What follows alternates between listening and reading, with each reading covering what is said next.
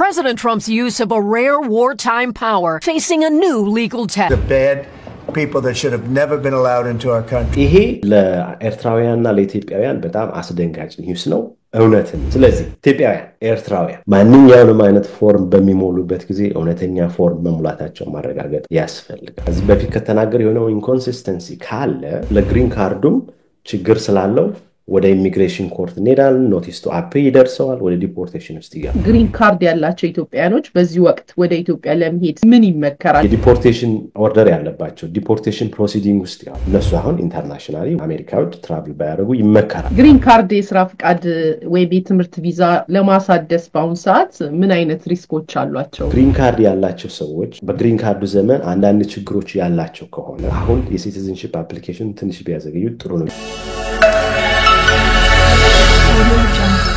ሰላም እንደምናላችሁ ኪዲዳይ ከካናዳ ዛሬም በሌላ ዝግጅት ተመልሰናል The Trump administration is moving to revoke the legal status of hundreds of thousands of Latin American and Haitian migrants and will urge them to self-deport. Today, Mr. Trump defended his administration's mass deportation policy. Jasmine Mooney is a Canadian citizen who had a work visa, no criminal record, and had been traveling back and forth between Canada and California without any complications. Nothing makes sense to me, and I'm still trying to process the entire situation. ጠበቃ ሳምን እንኳን ደህና መጣ ድጋሚ ስለተገናኘን እጅግ በጣም ደስ ብሎኛል አመሰግናለሁኝ እንኳን ደህና ቆይሽኝ ዳግመኛ ስለጋበዝሽኝም አመሰግናለሁ መልካም እንግዲህ እንደሚታወቀው በአሜሪካን የተለያዩ በጣም የሚያሸብሩ የሚመስሉ ዜናዎች በየጊዜው እየተሰራጨ ይገኛል በተወሰነ መልኩ ሃይላይቱን ለማየት እንሞክራለን ኢትዮጵያኖችን ይመለከታል አይመለከትም የሚለውን አንተ እንደሙያ ተነግረናል ዛሬ በተቻለና አቅም እኛን የሚመለከተንን የሚያሸብረውን ዜና ብቻ ሳይሆን እኛ እንደ የሚገደን ስለ አበሻ ኮሚኒቲ ስለሆነ ምን ይመለከተናል ምን እንጠንቀቅ ምን አይነት እኛን የሚመለከት ነገር ወጣ የሚለውን በአጠቃላይ እንመለከታለን ከዛ በፊት ግን ራስህን በማስተዋወቅ ብንጀምር መልካም ነው በየቦታው ምናልባት ያንተን ሰርቪስ የሚፈልጉ ሰዎችም ስላሉ ለመጀመሪያ ጊዜ የሚሰሙ ያንንም ሜንሽን ብታደርግልን የት እንደምትገኝ ደስ ይለኛል አመሰግናለሁ ኪዲ ጠበቃ ነኝ አሳምን መኮንን እባላለሁ የምኖረው ፊላደልፊያ ፔንሲልቬኒያ ውስጥ ነው በአምሳዎቹም የአሜሪካ ግዛቶች ዋሽንግተን ዲሲን ጨምሮ የኢሚግሬሽን ኬዞችን ይዛለሁ ከታተላለሁ አስፈጽማለሁኝ ኒውዮርክ ስቴት ውስጥ ነው ላይሰንስድ የሆንኩት ኒውዮርክ ስቴት ውስጥ ደግሞ ከኢሚግሬሽን ውጪ ያሉትን ኬዞችን ይዛለን ያን ነው እየሰራ ያለው ላለፉት ኦልሞስት 10 አመታት መልካም ጠበቃ ሳምንን ማግኘት የምትፈልጉ የተለያዩ የምክር አገልግሎትን ጨምሮ ምናልባት አንዳንድ ጊዜ ኢንዲቪጁዋል ጥያቄ ስትጠይቁ በዚህ በአደባባይ ላይ መመለስ እንደ ባለሙያ የሚከብዳቸው ነገር አለና የግል ምክር የምትፈልጉና የተለያየ የጥብቅና ሙያ የሚያስፈልጋቸው ጉዳዮች ያላችሁ ከታች አድራሻውን እናስቀምጣለን እንዲሁም በስክሪን ላይ ደውሉለት አገኙት ለማለት ፈልጋለሁ አመሰግናለሁ እንግዲህ መግቢያችን ላይ እንዳልነው አዳዲስ በጣም የሚያሸብሩ አሜሪካን ሀገር በስደተኞች ዙሪያ በያጣጫው የሚሰማው ዜና እጅግ በጣም አስጨናቂ ነው አንዳንድ ጊዜም የኛም የሀበሻ ዩቲዩበሮችን ጨምሮ የሚያነሷቸው ጉዳዮች አሉ Trump administration announced it was revoking the legal status of more than 500,000 immigrants ያንን የማጥራትም ነገር እንደውም ብዙ ጊዜ ምስጋና የሚጻፍልን የሚያረጋጋን ነገር ነው የምትነግረን የሚል አይነት ነውና ለዛም በጣም አመሰግናለሁ ህጋዊ የሆኑ 500 ስደተኞች ዲፖርት ሊደረጉ ነው የሚለውን ሃይላይት ተመልክተናል ኢትዮጵያኖችን ይመለከታል አይመለከትም አንተ ትነግረናለህ ፕሬዚደንት ትራምፕ በሁለተኛው የዓለም ጦርነት ወቅት የነበረውን ኤሊያን ኤኒሚስ አክት የተጠቅመው እንዲሁም ጸጉራቸው የተላጨ ጺማቸው የተላጨ ተመልክተናል President Trump's use of a rare wartime power facing a new legal test. These are bad people that should have never been allowed into our country. እሱንም እንደው ካጠቃላይ ከአሜሪካ ህግ በተለይ የኢትዮጵያኖችን ካነሳም በኋላ ብትነግረንም ደስ ይለኛል ሆምላንድ ሴኩሪቲ ክሪስቲ ሳትቀርብ በቦታው ላይ ተገኝታ እንግዲህ አሜሪካን ፍሪ ላንድ የምትባል ሀገር ናት ግን እንዳትገቡ ህጋዊ ሳትሆኑ ከገባችሁ የሚጠብቃችሁ ይሄ እስር ቤት ነው ስትል አስፈራርታለች በተጨማሪ ደግሞ ያው እኛን የሚመለከት ነው የካናዳ ዜጋ የሆነችን ምንም ለኛም አልተኛችሁም ጃዝመን የተባለች አይስ ይዟት በሁለት ሳምንት ታስራ እንዲሁም ተለቃለች። Jasmine Mooney is a Canadian citizen who had a work visa, no criminal record, and had been traveling back and forth between Canada and California without any complications until she says she was suddenly detained without explanation at the San Diego border when she tried to reapply for a new visa. Nothing makes sense to me, and I'm still trying to process the entire situation. ኦሬንጅ ሱት አልብሰዋት ይሄ የእስር ቤቱን መሬት ላይ ሲያስተኛዋት እንደነበረ በጣም ያስገርማል። እንዲሁም ጀርመናዊውንም ጭምር የጀርመናዊ ዜጋ ያለው ጎብኚውንም ጨምሮ አስሮታል። ያንን ተመልክቶ በጣም በሚገርም ሁኔታ የትራቨል ኢሹ አውጥተዋል። ጀርመን፣ ሌሎች አውሮፓ ሀገራትና ካናዳን ጨምሮ ጥንቃቄ አድርጉ ወደ አሜሪካ ለመሄድ ስታስቡ የሚል በተለይ ድሮ አሜሪካና ካናዳ ኢትዮጵያ ለመሄድ ተጠንቀቁ ስትል ነበር የሚሰማው። እንግዲህ አሜሪካ ለመጀመሪያ ጊዜ ይሄንን ዜና ወጥቶባታል። የሌሎች ሀገር ማስጠንቀቂያዎች እንዲሁም የኮሎምቢያ ዩኒቨርሲቲ ተማሪና አክቲቪስት የሆነው እንዲሁም ብራውን ዩኒቨርሲቲ የኩላሊት ትራንስፕላንት ስፔሻሊስት የሆነው በተለያየ ብቻ የስራ ቪዛ ህጋዊ የሆኑ ሁሉ ችግር ውስጥ ሲወድቁ ተመልክተው እነዚህን ዜናዎች ተከትለው እኛ ላይም ጨምሮ ሽብር የሚከሰትበት ሁኔታ አለ። ለምን እነዚህ ሰዎች ህጋዊ ወረቀት የያዙ በተለይ በሰፊው ሰሞኑን የሚነገረው ግሪን ካርድ ሆልደር የሆኑ ሰዎች ችግር ላይ እየወደቁ ነው እየተባለ ነው። ባለፈው አንተ ብዙ የግሪን ካርድ ሆልደር መብታቸውን ግዴታቸውን በዝርዝር ነግረህን ነበር። ምን የተለየ ነገር ተፈጥሮ ነው እንዲህ አይነት ሽብር እየሰማን ያለ ነው? አዲስ ነገር አለ ወይ? ይዘህልን የመጣው ነገር ይኖራል ብዬ አምናለሁ። ወደዛ ብንገባ ደስ ይለኛል። አመሰግናለሁ ኪዲ። እንግዲህ እንደ ጋዜጠኛ የቤት ስራሽን ሰርተሽ የመጣሽ ነው የሚመስለኝ። ብዙ ነገሮችን አንስተሻል። ዋና ዋና የሚባሉትም ነገሮች አንስተሻል። እኔም ላወራባቸው ያሰብኳቸው ነገሮች እነዚህ ናቸው። ሆነስትሊ አንድ 12 13 ነጥቦችን ይዤ መጥቻለሁ። ከዛ ውስጥ ኦልሞስት ብዙዎችን አንስተሻቸዋል እና ጥሩ ጥያቄዎች ናቸው ያመጣሻቸው። ሁሉንም ጥያቄዎች አንድ በአንድ በዚህ ፕሮግራም ላይ እንመልሳቸዋለን የሚል ሀሳብ ነው ያለኝ። ግን መጀመሪያ ላይክ ጀነራሊ ግን እንደምታስታውሹ ብዙ ጊዜ እናንቺ የምንቀርበው በወር አንድ ጊዜ ማህበረሰባችን ይጠቅማል የምንለው ኢትዮጵያውያንና ኤርትራውያንን የበለጠ ሊጎዳ ይችላል። ኢትዮጵያውያንና ኤርትራውያንን በተለይ አሜሪካ ውስጥ ያሉ ወደ አሜሪካ መምጣት የሚፈልጉ የትም ዓለም ውስጥ ያሉ አውሮፓ ሊሆን ይችላል፣ አፍሪካ ሊሆን ይችላል፣ እዚህ አሜሪካ ውስጥ ያሉትን ሰዎች በኢንፎርሜሽን በደንብ ብናስታጥቃቸው በውዥንብር ሳይሆን በሽብር ሳይሆን በኢንፎርሜሽን ወይም ኢንፎርሜሽን ትክክለኛውን ኢንፎርሜሽን ብንነግራቸው የበለጠ ጥሩ ነው። የበለጠ ሪዝንድ የሆነ ዌል ኢንፎርምድ የሆነ በደንብ ገብቷቸው ውሳኔዎችን ይወስናሉ ከሚል አንጻር ነው እኔም በየወሩ እንደዚህ ለመቅረብ የፈለኩት። ያው እንደምታውቂው ኮሚኒቲ ሰርቪስም ነው የሚል ሀሳብ አለ። ካነሳሻቸው ጥያቄዎች ከመነሳታችን በፊት ከባለፈው እኔና አንቺ ከተገናኘንበት ፕሮግራም ቀጥሎ ላለፉት ኦልሞስት አንድ ወር እንደዛ አካባቢ በኢሚግሬሽን ጉዳዮች ላይ የሆኑትን ነገሮች ስናይ ዋናውና ፍጥጥ ብሎ የወጣው በፕሬዚደንት ትራምፕ እና በፍርድ ቤቶች መካከል ያለው ትንቅንቅ ነው። ብዙ የህግ ባለሙያዎች እንደሚረዱት ሶስት የመንግስት አካላት አሉ። ህግ አውጪው አለ፣ ህግ አስፈጻሚው አለ፣ ህግ ተርጓሚው አለ። ህግ አውጪው ኮንግረሱ ነው፣ ህግ ተርጓሚው ፍርድ ቤቶች ናቸው፣ አስፈጻሚው ደግሞ የፕሬዚደንቱ ጽሕፈት ቤት ነው። እንደምታውቂው በዚህ ባለፈው ምርጫ ላይ አሜሪካ ውስጥ የኮንግረሱንም የፕሬዚደንቱንም መስሪያ ቤቶች አሸንፈው የተቆጣጠሩት ሪፐብሊካኖች ናቸው። ስለዚህ የሪፐብሊካን አጀንዳን ነው እያራመዱ ያሉት እየተደረገም ያለው። ዲሞክራቶች ይህን የሚያቆሙበት ምንም መንገድ የላቸው። ምክንያቱም ኮንግረሱን በሪፐብሊካኖች ነው፣ ፕሬዚደንት ኦፊሱን በሪፐብሊካኖች ነው። ስለዚህ ብዙ ጊዜ ህጎች ፕሬዚዳንት በሚያወጣበት ጊዜ ነገሮችን ወደ ፍርድ ቤት ይዞ የመሄድ አዝማሚያ እየታየ ነው። ያሉት ክሶችን በሚመለከት አይ ቲንክ ኤንቢሲ ኒውስ ይመስለኛል የዘገበው እስካሁን ቢያንስ በፕሬዚደንት ትራምፕ እና መንግስታቸው ላይ 90 የሆኑ ክሶች ተመስርቶባቸዋል። ከነዚህ ውስጥ ቢያንስ 21ዱ የኢሚግሬሽን ክሶች ናቸው። ይሄ እስከ ባለፉት 10 ቀናት ድረስ ያለውን ነው። ባለፉት 10 ቀናት ውስጥ ያለውን ቁጥር አይጨምር 21 የኢሚግሬሽን ክሶች ተመስርቶባቸዋል። እየተባለ ያለው ምንድነው? ፕሬዚዳንት ናቸው።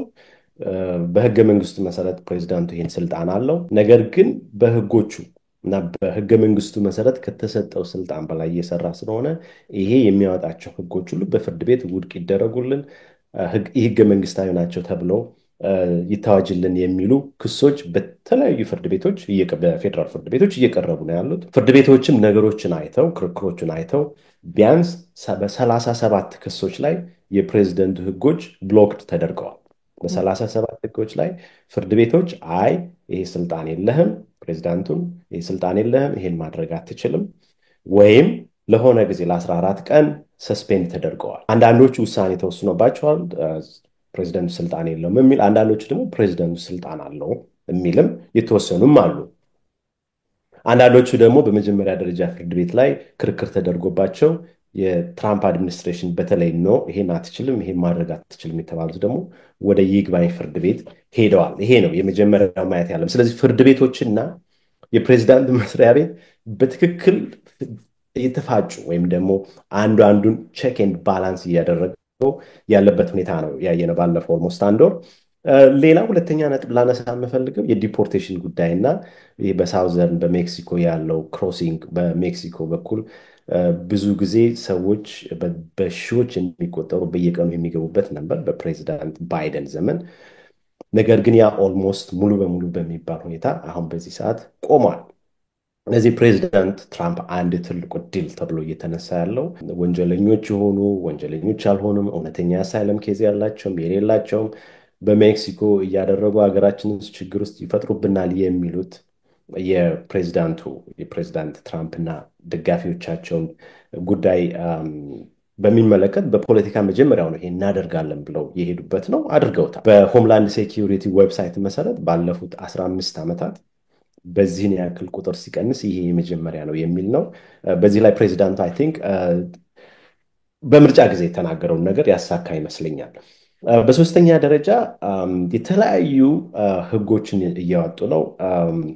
ለምሳሌ አንድ ሚስት እዚህ ሀገር ምንም ወረቀት የሌላት አንድ ሴት ባል ብታገኝ አሜሪካዊ ሲቲዝን ብታገባ የመጀመሪያ የሚደረገው I-130 የሚባል ፎርም ይሞላል። ከዛ በኋላ ኢንተርቪው ሊደረግ ይችላል፣ ላይደረግም ይችላል። ከዛ በኋላ የ2 ዓመት ግሪን ካርድ ይሰጣታል፣ ቴምፖራሪ ግሪን ካርድ ይሰጣታል። ከዛ በኋላ 2 ዓመት ከሞላ በኋላ ግን የ10 ዓመት አፕላይ ያደርጋሉ።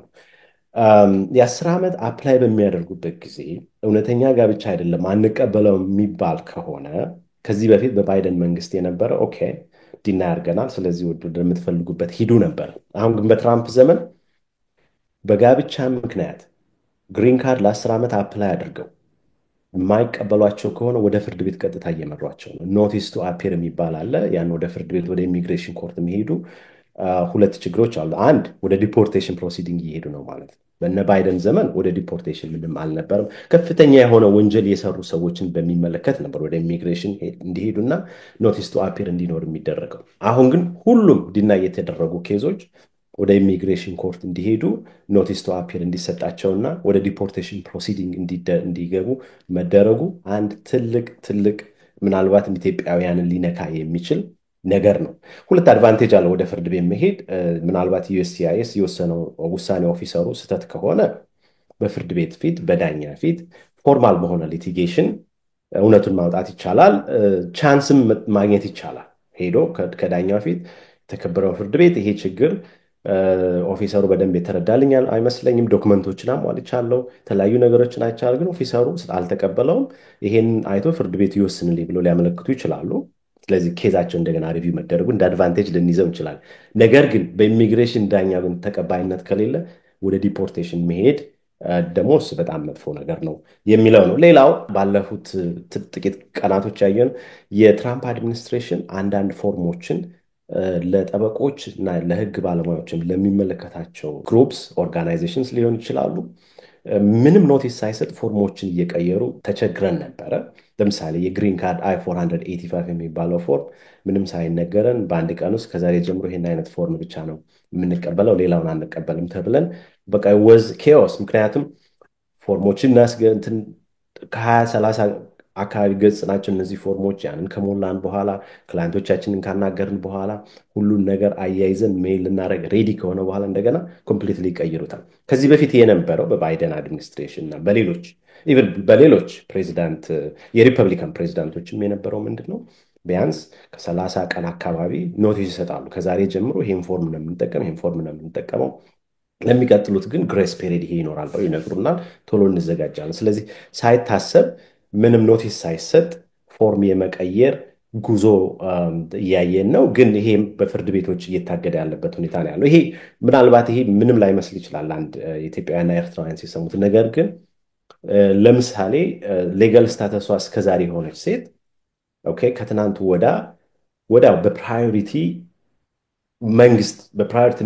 መንግስት ጋር እንዲደርስ ማድረግ እየፈለኩኝ፣ ነገር ግን ይሄ ነገር ሲባል እንደገና ሲሰራ ከአውት ኦፍ ስታተስ ልትወጣ ትችላለች ማለት። ከስታተስ ውጭ ከወጣች ደግሞ ወደ ግሪን ካርድ ፕሮሰስ ለመሄድ የተለያዩ ሌሎች ችግሮች ሊመጣ ይችላል። ኦኬ አንድ ሁለተኛ፣ በጠበቃውም መስሪያ ቤትም ላይ ከፍተኛ የሆነ ጫና ነው። ምክንያቱም አንድ ነገሮችን ሁለት ጊዜ መስራት ሊሆን ይችላል እና ይሄም አለ፣ ነገሮችም ይዘገያሉ። ሌላው እና ባለፉት ጥቂት ቀናት አሁን የሚያየነው ማንኛውንም አይነት የሶሻል ሚዲያ አካውንት ቼክ ማድረግ እንፈልጋለን የሚል አይነት ህግ ነው የወጣው፣ ወይም ደግሞ ወደፊት ሊወጣ ግን ኢንቴንሽናቸውን በደንብ ያሳዩት ነው። የአፕሊካንቶችን ሶሻል ሚዲያ አካውንት ማየት እንፈልጋለን። አንድ እዚህ አሜሪካ ውስጥ ያለ ወይም ሌላ ዓለም ውስጥ ያለ ሰው ከአሜሪካ መንግስት በነፊት የሚፈልግ ከሆነ፣ ቪዛ የሚፈልግ ከሆነ፣ ግሪን ካርድ የሚፈልግ ከሆነ፣ ዜግነት የሚጠይቅ ከሆነ፣ የስራ ፈቃድ የሚጠይቅ ከሆነ፣ ሌሎች በነፊቶችን በነፊትስ የሚጠይቅ ከሆነ ሁሉንም ነገር ከመስጠታችን በፊት የዚህን ሰው ሶሻል ሚዲያ ማየት እንፈልጋለን። ፌስቡክን ሊሆን ትዊተሩን ወይም ቲክታክን ሁሉን ነገር ማየት እንፈልጋለን የሚል ጥያቄ ነው ያመጡት። ይሄንንም ያመጡበት ምክንያት ወደ ሀገራችን የሚገባ ሰው ወይም ደግሞ ሀገራችን መቆየት የሚፈልግ ሰው፣ ግሪን ካርድ ያለው ሰው፣ ሲቲዝን መሆን የሚፈልገው ሰው ማን እንደሆነ ማወቅ እንፈልጋለን። የበለጠ ቬት ማድረግ እንፈልጋለን። ናሽናል ሴኪሪቲ ጉዳይ አለ። ሀገራችን የምትቀበላቸው ምን አይነት ሰዎች አሉ፣ ለሀገራችን ጠቃሚ ናቸው ወይስ አይደሉም፣ ችግር ይዘው ይመጣሉ ወይስ አይደሉም የሚሉትን በደንብ አድርገን ማየት እንፈልጋለን። ስለዚህ ቬቲንግ ፕሮሰሱን እና ናሽናል ሴኪሪቲያችንን ጠብቀን የምንፈልጋቸውን አይነት ሰዎች፣ ሰላማዊ የሆኑ ሰዎችን ለማምጣት ሶሻል ሚዲያቸውን ቼክ ማድረግ እንፈልጋለን የሚል ነው። አንድ ስታቲስቲክስ ሳነብ ነበር ይሄን በሚመለከት በዚህ ጉዳይ ላይ አፌክት የሚሆን በሶሻል ሚዲያ ጉዳይ ላይ 3.5 ሚሊዮን ሰዎች ናቸው። የሶሻል ሚዲያ እንኳን ራሱ ሪቪው ለማድረግ 285,999 ሰዓት ይጠይቃል። ይሄን እያንዳንዳቸውን የሶሻል ሚዲያ ቼክ ለማድረግ ይሄ እንግዲህ አሁን ሰራተኞች በሚባረሩበት አገር ውስጥ ከዩኤስሲአይ ሰራተኞች በነገራችን ላይ ብዙ ባለፈውም ተባረዋል። ቁጥሩን አሁን ባላስታውሰው ባለፈው ካወራ ነው በኋላም የተባረሩ ሰዎች እንዳሉ አውቃለሁኝ። እና ይሄን ያክል ሰዓት ፕሮሰስ ለማድረግ መወሰዱ ሌላ ዲሌይ ያመጣል። ሌላ ነገሮች ይዘገያሉ። ቶሎ ውሳኔ መሰጠት ያለባቸው ነገሮች ሳይወሰኑ ይቀራሉ ነው አንድ። ሁለተኛ እና በጣም አስፈላጊ ይሆን ምናልባት ኤርትራውያንና ኢትዮጵያውያንን አፌክት ያደርጋል ብዬ የምገምተው ማንኛውንም አይነት ፎርሞች ሲሞሉ እውነተኛ ኢንፎርሜሽን ማስገባታቸውን መርሳት የለባቸውም መቼም ቢሆን። ኦኬ ለምሳሌ ስለ አብዛኛው ኢትዮጵያ አይደለም ማውራው፣ ስለ አብዛኞቹ ክላይንቶች አይደለም። አንዳንድ ክላይንቶች ግን ልጅ እያላቸው ኢትዮጵያ ውስጥ ልጅ የለኝም ብለው የሚመጡ ሰዎች አሉ። ለምን ምናምን ብለሽ ስጠይቂያቸው፣ በነገራችን ስለ አንዳንዶቹ ነው ማውራው፣ አብዛኛው እውነተኛ ነው።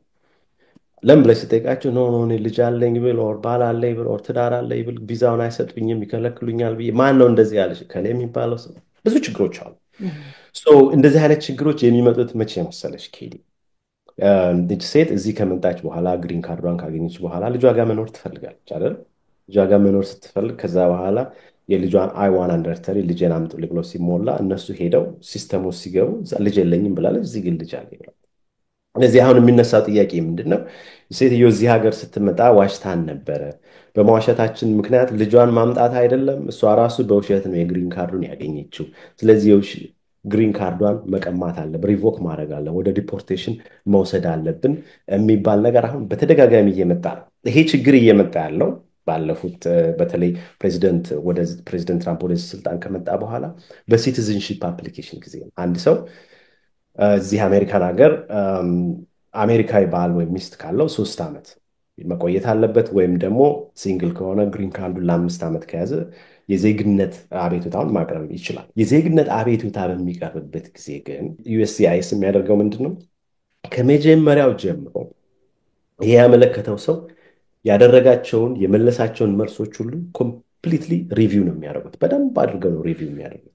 ስለዚህ መጀመሪያ ላይ ለምሳሌ ልጅ የለኝም ብላ ነበር ወይም ብሎ ነበር፣ አሁን ግን ልጅ አለኝ ይላል። እዚህ መጀመሪያ ላይ አላገባሁም ብሎ ነበረ፣ ነገር ግን እዚህ ከመጣ በኋላ የማሬጅ ሰርቲፊኬቱን አያይዞ አንድ ቤኔፊት ጠይቋል። የተለያዩ ነገሮች። ስለዚህ ኢንተርቪው በሚደረግበት ጊዜ ድረስ አዲስ አበባ ወይም ሌሎች ኤምባሲዎች ውስጥ ያሉትን ነገሮች በሚመለከት እውነቱን መናገር ካልተቻለ በጣም ሄዶ ያ ነገር ችግር ማድረሱ አይቀርም። በምሳሌ ላስረዳሽ። አንድ ሰው ለምሳሌ ልጅ የለኝም ብሎ እዚህ ሀገር መጣ ነበር። ኦኬ፣ ግሪን ካርዱን አገኘ።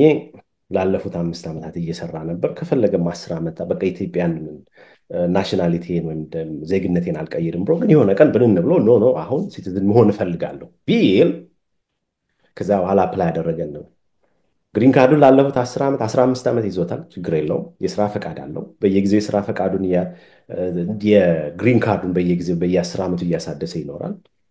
ነገር ግን ለሲቲዝንሺፕ አፕላይ ሲያደርግ ግን መጀመሪያ ጀምሮ ሲያዩት ይሄ ሰው ከዚህ በፊት አዲስ አበባ እያለ የተናገረው ፎርሙን የሞላው ምንድን ነው፣ አሁን ያለው ምንድን ነው ብለው ሲያዩት የሆነ ኢንኮንሲስተንሲ ካለ ከዚህ በፊት ከተናገረ የሆነው ኢንኮንሲስተንሲ ካለ ይሄ ሰውማ ኤምባሲ ውስጥ እያለ ዋሽቶን ነበረ።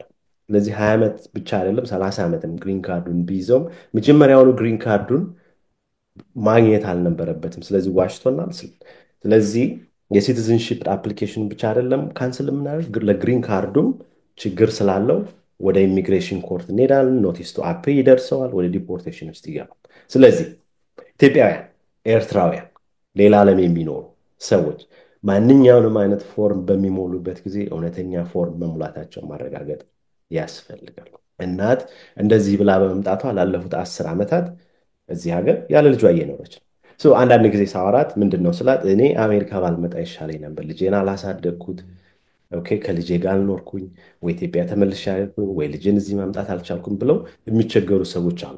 ከሞትና ከአሜሪካ አይቀርም ምናምን የሚባለው ነገር እንደ ቀልድ ነገር ቢሆንም ነገር ግን እዚህ ስንመጣ አሜሪካ መተን አሜሪካ መግባት ብቻ አይደለም ዋናው ዓላማችን መሆን ያለበት። አሜሪካ ከገባን በኋላ እንዴት ነው የስራ ፈቃድ የምናገኘው? ወደፊት ሲቲዝን መሆን ብፈልግ ምን አይነት አፕሊኬሽኖችን ነው የምሞላው? አሁን የምሞላቸው አፕሊኬሽን ወደፊት ከምሞላቸው ጋር ኮንሲስተንት ይሆናሉ፣ ተመሳሳይ ይሆናሉ ብሎ ማሰብ በጣም በጣም ወሳኝ ነገር ነው። ስለዚህ እዚህ ሀገር መምጣት ብቻ ዓላማ እንዳይሆን ፎርሞችን ስንሞላ የትም ሀገር ከተቻለ በጠበቃ አንዳንድ ጊዜ ፎርም መሙላት ብቻ ሊመስል ይችላል፣ ግን ጠበቃ ማናገሩ ጥሩ ነው የሚል ሀሳብ ስላለኝ ይሄ በጣም ኢትዮጵያውያንን እየነካ በተለይ ባለፈው 67 ቀን ውስጥ የትራምፕ አድሚኒስትሬሽን የግሪን ካርድ የሲቲዝንሺፕ አፕሊኬሽን በጣም ኤክስትሪም ሪቪው ከማድረጋቸው የተነሳ በጣም ብዙ ሰዎች ችግር ውስጥ እየገቡ እንደሆነ እኔም ፐርሰናል ኤክስፔሪየንስ አለኝ። ብዙ ቦታም እየተጻፈ ስለሆነ ስላየሁኝ ይሄንን ሰዎች እንዲጠነቀቁ። ሌላው ትራቭል ባን ይመጣል እየተባለ ነው። ፕሬዚዳንት ትራምፕ በመጀመሪያው ተርሙ ላይ እዚህ ሀገር ሰዎች ከተለያዩ ሀገር እንዳይገቡ ተብሎ ነበር ከዚህ በፊት። ያ ነገር ይመጣል እየተባለ ነው። ይሄ ነገር ኢትዮጵያውያን ኤርትራን ይጨምራል ወይ? በኒውዮርክ ታይምስ ላይ በተጻፈው መሰረት አይ ቲንክ ረቂቁ ገና በኤክሲኪዩቲቭ ደረጃ ሳይሆን ረቂቁ ምናልባትም ተሰርቆቶ ይሁን በምን ብቻ ጋዜጦች አትመውት ነበረ። ኤርትራ ከአንዱ ካታጎሪ ውስጥ እንዳለች እናውቃለን። ኢትዮጵያ በዛ ሊስት ውስጥ የለችም። ግን ገና አይ ቲንክ ዲስከስ እያደረጉት ይመስለኛል። አይ ቲንክ አድሚኒስትሬሽኑም እንዴት እንደወጣ ራሱ ያ ሊስት እንዴት እንደወጣ ፕሮባብሊ እየመረመሩ ያለበት ሁኔታ ያለ ነው የሚመስለኝ። ይሄንን በሚመለከት አንድ ሌላ እንደ የስራ በመስሪያ ቤት ውስጥ ያለ እንደ ደንብ ነገር አውጥተዋል። ሰራተኞቹ በተለይ እንደዚህ አይነት ወሳኝ ነገሮች ላይ ያሉ ሰራተኞች እንደዚህ አይነት ነገሮችን አላግባብ ፕሬዚደንቱ ከመፈረሙ በፊት እንዳይወጣ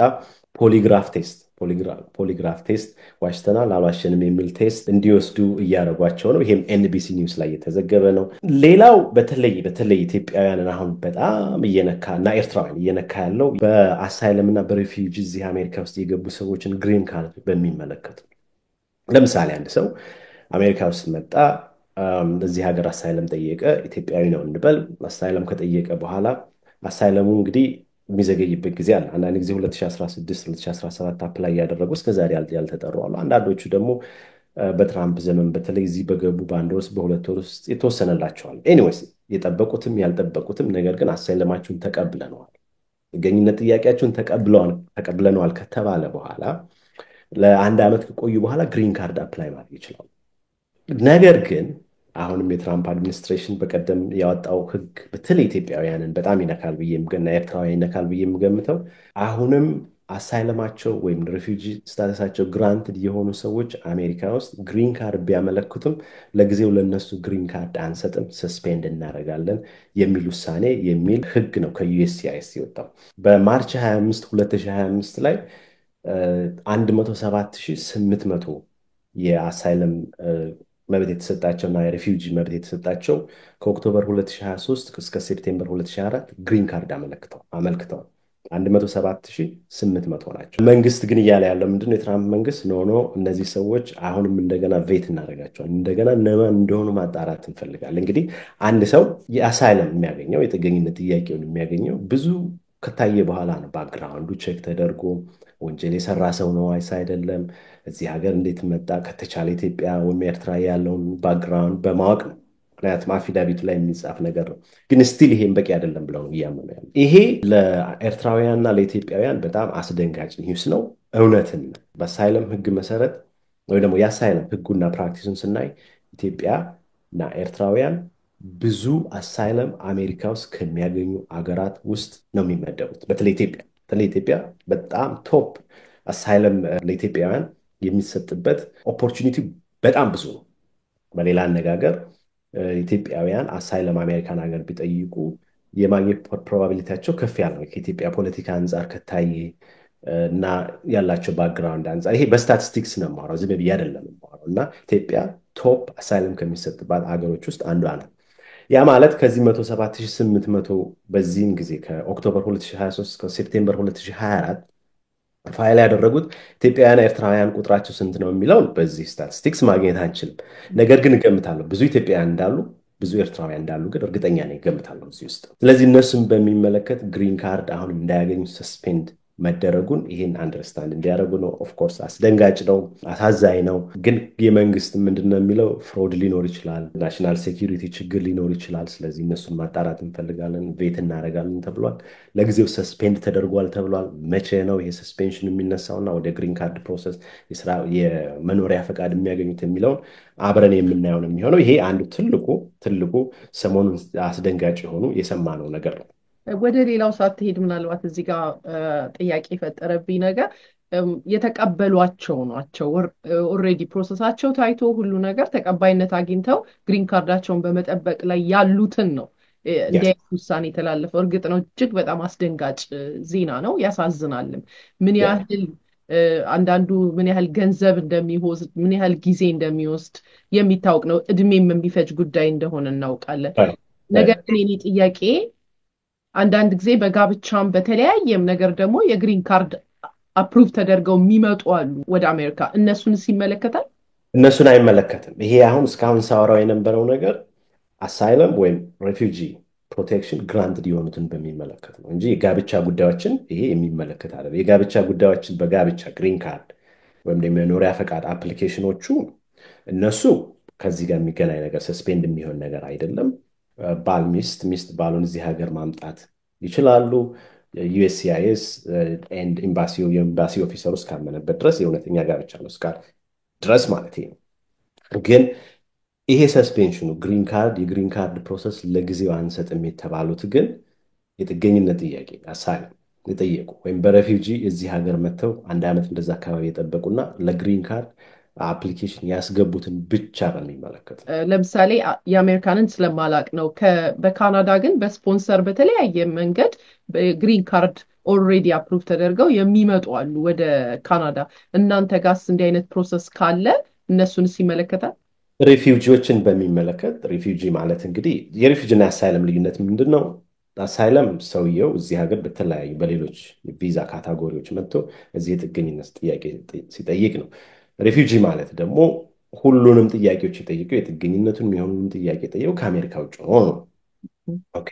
ስለዚህ የሪፊውጂ ስታተሱ ግራንትድ የሚደረገው ሪፊውጂ የሆነ ሰው ከአሜሪካ ውጭ ሆኖ ነው። አሳይለሙ ግን እዚህ አሜሪካ ውስጥ ሆኖ ነው። እነዚህ ሪፊውጂ ስታተስ የተሰጣቸው ሰዎች እና የመጡ ሰዎች በአንድ ዓመት ውስጥ ግሪን ካርድ የሚጠይቅ መብት አላቸው። በዛን ከአንድ ዓመት በኋላ ግሪን ካርድ የሚጠይቅ መብት አላቸው። ግሪን ካርዱን አፕላይ አድርገው የሚጠባበቁ ሰዎች ለግሪን ካርድ አፕላይ አድርገው የሚጠባበቁ ሰዎች አሳይለም የጠየቁ ወይም የሪፊውጂ ስታተስ የተሰጣቸው ለጊዜው የነሱ ግሪን ካርድን ፕሮሰስ አናደርግም፣ ሰስፔንድ እናደርጋለን የተባሉ። ከዛ በተጨማሪ የምንሄድባቸው አንዳንድ አዳዲስ ነጥቦች ዲፖርቴሽን ቁጥሩን በሚመለከት እንግዲህ እኔ ያነበብኩት በስታቲስቲክስ ደረጃ ያነበብኩት ነገር እስካሁን የፕሬዚደንት ትራምፕ የዲፖርቴሽን ቁጥር ከባይደን ጋር እኩል አይደለም። ስቲል ባይደን ይበልጠዋል እየተባለ ያለው ያንን ስታቲስቲክስ ነው ያነበብኩት። እሱንም ሶርሶችን ልናገር ይችላሉ ኤኒታይም። ነገር ግን እዚህ አሜሪካ ውስጥ ግን ወንጀል አላቸው ተብሎ የሚታሰሩ ሰዎችን በሚመለከት ግን ፕሬዚዳንቱ ከሁሉም ፕሬዚዳንቶች በበለጠ እያሰረ እንደሆነ ሰምቻለሁ። ዲፖርቴሽን በሚመለከት ግን ስቲል ባይደን እንደበለጠው ነው የማውቀው። ግን አንዳንድ ቦታዎች አሁን ከዚህ በፊትም እንደተናገርኩት የአሜሪካ ፖለቲካ ለሁለት የተከፈለ ነው። ዲሞክራቶች አሉ፣ ሪፐብሊካኖች አሉ። የዲሞክራት ስቴቶች አሉ፣ የሪፐብሊካን ስቴቶች አሉ። ኦፍኮርስ አንዳንድ ስቴቶች ስዊንግ ስቴቶች አሉ። ዲሞክራትም ሪፐብሊካን ማታያቸው 7 ስቴቶች ለምሳሌ ፔንስልቬኒያ ነው የምኖርበት። ምንድነው የሆነው? የሪፐብሊካን ስቴቶች ባሉበት ያሉ ወረቀት የሌላቸው ሰዎች አብዛኞቹ ይሄ ትናንሽ ስራዎችን ወይም ዝቅ ያሉ ስራዎችን የሚሰሩት እነዚህ ወረቀት የሌላቸው ነበሩ። ለምሳሌ ፋርመርስ፣ ነጋዴ፣ ይሄ አርሶ አደሮች፣ ገበሬዎች ያሉባቸው ስቴቶች አሉ። እነዛ ስቴቶች የሪፐብሊካን ስቴቶች ናቸው አብዛኞቹ። እና አሁን ትልቅ ችግር እየመጣ ያለው ምንድን ነው? ሪፐብሊካኖች ሰዎችን ይሄ ወረቀት የሌላቸውን ዲፖርት እናደርጋለን ሲባል እነዚህ የሌላ ሀገር ዜጎች ወረቀት የሌላቸው ሰዎች ጥለው እነዛን ስቴቶች ወጡ። እነዛን ስቴቶች ጥለው ሲወጡ አሁን ቲማቲሙን የሚለቅመው ሰው ጠፋ፣ ድንቹን የሚወጣው ሰው ጠፋ። እንደገና ይሄ በዝቅተኛ ደረጃ ያሉ የስራዎችን የሚሰራው ሰው ጠፋ። በሪፐብሊካኖች አካባቢ አሁን በተለይ ስሞል ቢዝነስ ባላቸው ከፍተኛ የሆነ ድንጋጤ እንደተፈጠረ ነው የሰማሁት። ለምሳሌ ፍሎሪዳ ምን አደረጉ? በቅርብ ሰራተኛ ማግኘት ባለመቻላቸው እስከዛሬ አንድ ሰው 16 ዓመት ሲሆነው ነበረ ስራ መጀመር የሚችለው እና ያን ወደ 14 ዓመት ዝቅ እናደርጋለን የሚል ኢንፎርሜሽንም እየመጣ ነው። እና በተለይ በአርሶ አደሩ ዝቅተኛ ስራ አሜሪካውያን የማይሰሩት የስራ አይነቱ ዝቅተኛ ሌበር ኢንቴንሲቭ ምናምን የሆኑትን በአብዛኛው ሲሰራው የነበረው ወረቀት የሌለው የሌላ ሀገር ዜጋ ስፔሻሊ በተለይ ስፓኒሽ ተናጋሪዎች ነበሩ። እነዚህን በተለይ እንያዛለን የሚሉባቸው አካባቢዎች ጥለው ሲወጡ ከፍተኛ የሆነ በገበሬዎች ላይ በስሞል ቢዝነሶች ላይ አሜሪካውያን ሊሰሩ በማይችሉ ስራዎች ላይ ከፍተኛ የሆነ ጫና እየተፈጠረ እንደሆነ አንብቤያለሁ። ቅድም ወደ አነሳሽው አንዱና የመጀመሪያው ጥያቄ ስንመጣ 500,000 ግሪን ካርድ ያላቸው ሰዎች ከአሜሪካ ሊባረሩ ነው ተብሎ ኢትዮጵያውያን ላይ ብዙ ሀሳብ እንዳለ ሰምቻለሁ። ከተለያዩ ክላይንቶችን እየደወሉልኝ። በነገራችን ላይ ይሄ እኛን አይመለከትም። ኢትዮጵያውያን፣ ኤርትራውያን ግሪን ካርድ ያላቸውን ሰዎች አይመለከትም። ከኪዩባ፣ ሄይቲ፣ ኒካራጓ እና ቬንዙዋላ የመጡ በባይደን አድሚኒስትሬሽን በፐሮል የመጡ ናቸው። ፐሮል ማለት ልክ አሁን ከኢትዮጵያና ከኤርትራ ሰዎችን ስናመጣ የቪዛ ፕሮሰስ አለው። ያን የቪዛ ፕሮሰስ ሳይጨምሩ ያን የቪዛ ፕሮሰስ ሳይከተሉ ከነዚህ ሀገሮች ጋር ባለው የባይደን መንግስት ባለው ሂማኒቴሪያን ሪዝን ሊሆን ይችላል። በዛ ምክንያት እነዚህ ሰዎች ምንም የቪዛ ፕሮሰስ ሳይደረጋላቸው 500,000 ሰው እንዲመጣ ተደርጓል እዚህ አሜሪካ ውስጥ። እነዚህ 500,000 ሰዎችን ፕሬዚዳንት ትራምፕ ባይደን ማድረግ አልነበረበትም። ሀገራችን ናሽናል ሴኪሪቲ ችግር ውስጥ ያመጣል። እነዚህ ሰዎች ቬት አልተደረጉም። እነዚህ ሰዎች እነማን እንደሆኑ አልታወቀም። ስለዚህ እነዚህ 500,000 ሰዎችን ወደ ሀገራቸው መልሳለሁ፣ ግሪን ካርዳቸውንም ካንስል አድርጌያለሁ ነው። ኢትዮጵያውያን ይሄ በፓሮል ስላልመጣን ኢትዮጵያውያንን የሚመለከት አይደለም። ኦፍኮርስ ቴምፖራሪ ፕሮቴክትድ ስታተስ አለን ኢትዮጵያውያን። ያንን በሚመለከት ዲሴምበር 2025 ላይ ነው ፕሬዚዳንት የሚወስነው። የኢትዮጵያ ቴምፖራሪ ፕሮቴክትድ ስታተስ ከዲሴምበር 2025 በኋላ ይቀጥላል ወይስ አይቀጥልም የሚለውን እሱን ፕሮባብሊ ቢጊኒንግ ኦፍ ሴፕቴምበር ኦክቶበር ወይም ኖቬምበር አካባቢ የምንሰማው ይሆናል። ነገር ግን ፓሮሉን በሚመለከት ግን እነዚህ አሁንም ደግሜ እናገራሉ ኪዩባ፣ ሄይቲ፣ ኒካራጓ እና ቬንዙዌላ በፕሬዚዳንት ባይደን ዘመን ያለምንም የቪዛ ፕሮሰስ በፕሮ የመጡ ናቸው። እነሱን ተርሚኔት አድርጌያለሁ ያለው ብዙ ምስቅልቅል እንደሚያመጣ 500,000 ህዝብ ማለት ስንት ቤተሰብ ነው ስንት ልጆች አሉ የሚለውን ሰዎች ሊያስቡት ይችላሉ። እነዚህ ሰዎች ምንድነው ቴምፖራሪ ለተወሰነ ጊዜ እዚህ ሀገር እንዲኖሩ እንዲሰሩ ነው እንጂ ወደ ግሪን ካርድ የሚወስድ ነገር አልነበረውም። የፕሬዚደንት ትራምፕ መንግስት እያለ ያለው ምንድነው እነዚህ ሰዎች ቬት አልተደረጉም፣ እነማን እንደሆነ አናውቅም፣ ለሀገራችን ላይ ችግር ያመጣሉ አያመጡም የምናውቀው ነገር የለም፣ ዝም ብሎ ፕሬዚደንቱ የፈለገውን ነገር ነው ያደረገውና እሱን እንመልሳለን የሚል ነው። ሌላው ይሄ ኤሊየን ኢነሚስ አክት ኦፍ 1798 በሚባለው ምክንያት የትራምፕ መንግስት ዲፖርት እያደረገ ነው። ኤሊየንስ ኢነሚስ አክት የወጣው ለመጀመሪያ ጊዜ በ1798 ነው። ኦፍኮርስ በ1920ዎቹ አካባቢ ትንሽ ከመሻሻሎች እስከዛሬ ድረስ ህግ ነው። የዚህ ህግ ዋና ዓላማ ግን ምንድን ነው?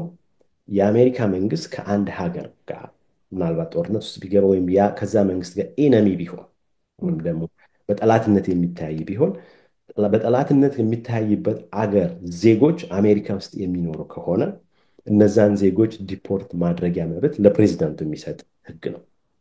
ይሄ የተተገበረው በሁለተኛ ዓለም ጦርነት ጊዜ ጃፓን ከአሜሪካ በተቃራኒ በመሆኗ የጃፓን መንግስት እንደ ኢነሚ ነው። ስለዚህ አሜሪካ ውስጥ ያሉ ጃፓኖች ተጠርዘው ዲፖርት እንዲደረጉ የተደረገበት ኤክስፒሪየንስ ነው። ከዛ በኋላ ያለ አይመስለኝም እኔ ወይም አላውቅም። አሁን የፕሬዚደንቱ ዩኤስሲአይኤስ እያደረገ ያለው ምንድነው? እነዚህ ሰዎች ኢንቬዥን ነው ያደረጉብን፣ ተወረናል። ስለተወረርን እነዚህን ሰዎች በዚህ ህግ መሰረት ፕሬዚደንቱ ዲፖርት የማድረግ መብት አለው ይላሉ በፕሬዚዳንቱ በኩል ያሉ የህግ ባለሙያዎች። በዚህኛው በኩል ግን ዓላማው የተለየ ነው። የኤሊየንስ ኢነሚስ አክት ዓላማው በጦርነት ውስጥ ያለ የአሜሪካ መንግስት ከአንድ መንግስት ጋር በጠላትነት የሚታይ በጦርነት የሚታይ ከሆነ የዛን አገር ዜጎች ማስወጫ ነው እንጂ ፕሬዚዳንቱ በፈለገው ጊዜ ሊጠቅሰው ኢንቮክ አድርጎ ይሄን ጀስቲፊኬሽን ተጠቅሞ ሰዎችን ወደ ዲፖርት ሊያደርግ አይገባም ብለው ደግሞ የሚከራከሩ አሉ። ይሄ በዲሲ የመጀመሪያ ደረጃ ፍርድ ቤት ታይቶ ፕሬዚዳንቱ የኤሊየንስ ኢነሚስ አክትን በመጠቀም ዲፖርት እንዳያደርግ ክልከላ ተጥሎበታል። ያ ክልከላ በዲሲ ሰርኪዩት ኮርት 2-1 3 ዳኞች ነበሩ። ሁለቱ ፕሬዚዳንቱ ይህን መብት የለውም፣ አንዱ ግን መብት አለው ብለው ወስነዋል። ስቲል ፕሬዚዳንቱ ሉዝ በማድረጉ ምክንያት አሁን ይሄ ጉዳይ ወደ ጠቅላይ ፍርድ ቤት ይሄዳል፣ ወደ አሜሪካ ጠቅላይ ፍርድ ቤት ሄዷል። የአሜሪካ ጠቅላይ ፍርድ ቤት ውሳኔ ምን ይመስላል የሚለውን የምናየው ነው የሚሆነው።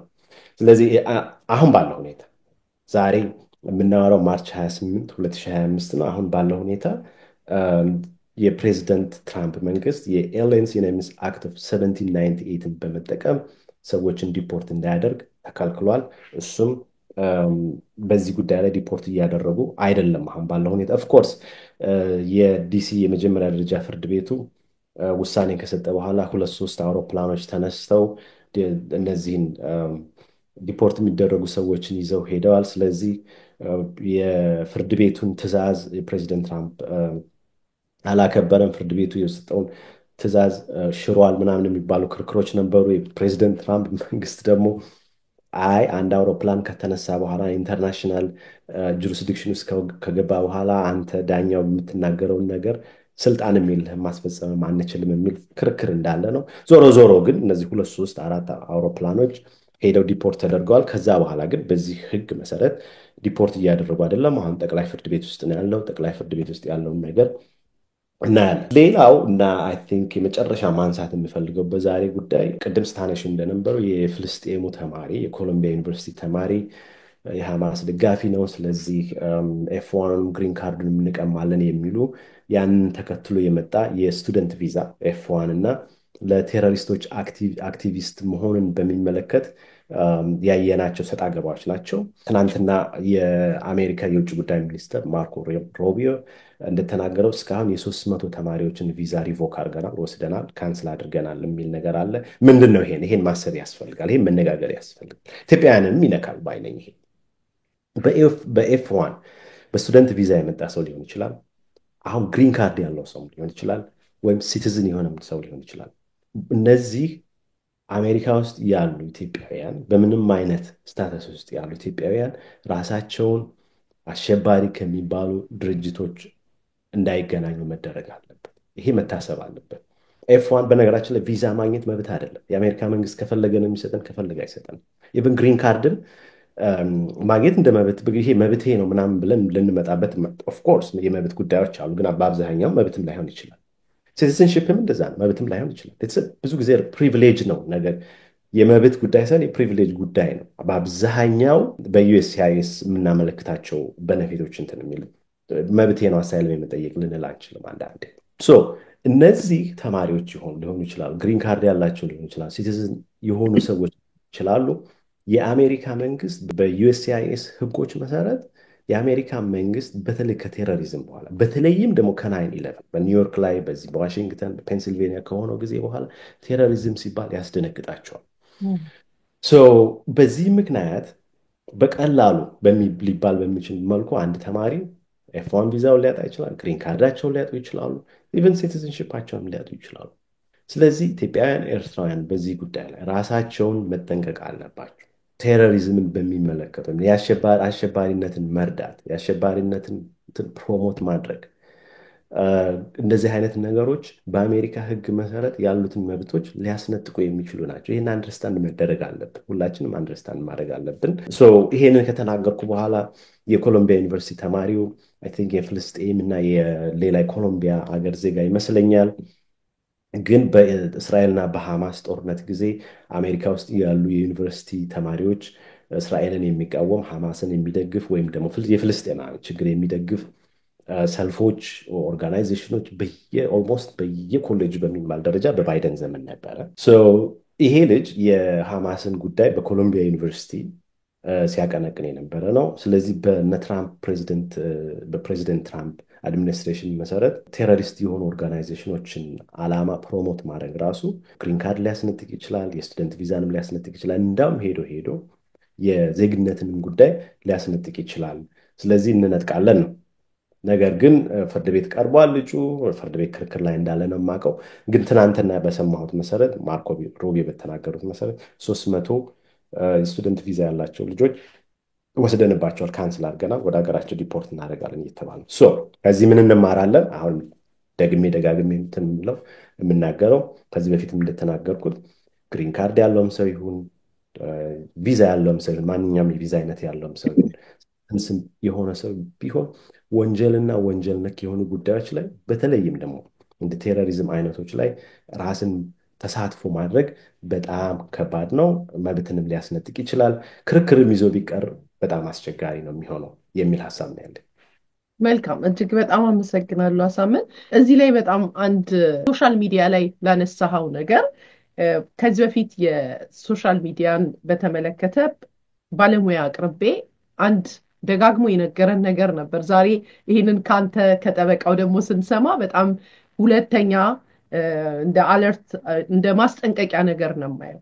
ዲጂታል ፉትፕሪንታችን በዚህ ዘመን በጣም አስፈላጊ ነው፣ መጠንቀቅ አለብን እያለ በተደጋጋሚ ሲነግረን ነበር። ዛሬ ላይ ቲክቶክ ላይ ወተን እንደፈለገን የፈለግነውን ሀገር ሊያው ግሪን ካርድ ያለን ሰዎች እንደፈለገን ስንናገር እንደፈለገን በአስተያየት ስንሰጥ ስንዘልፍ እንመለከታለን።